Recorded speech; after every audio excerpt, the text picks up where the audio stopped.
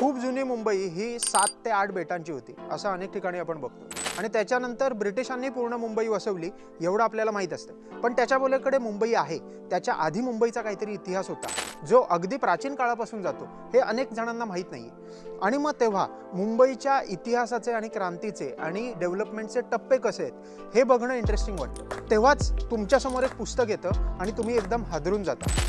एका व्यक्तीने 1863 साली मुंबई कशी होती असं लिहून ठेवलंय आणि ते वाचल्यावर आपल्याला मुंबईचा वेगळ्या प्रकारे इतिहास समजतो।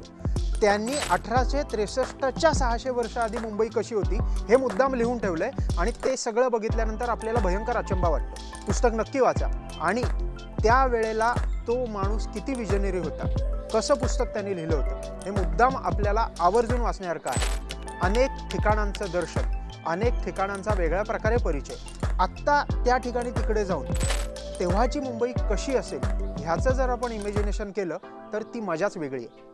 पुस्तकाचं नाव आहे मुंबईचे वर्णन, लेखक आहेत गोना माडगावकर। हे सोडून अजून कुठल्या वेगळ्या विषयावर तुम्हाला पुस्तकाची माहिती हवी असेल तर कमेंट सेक्शनमध्ये नक्की सांगा।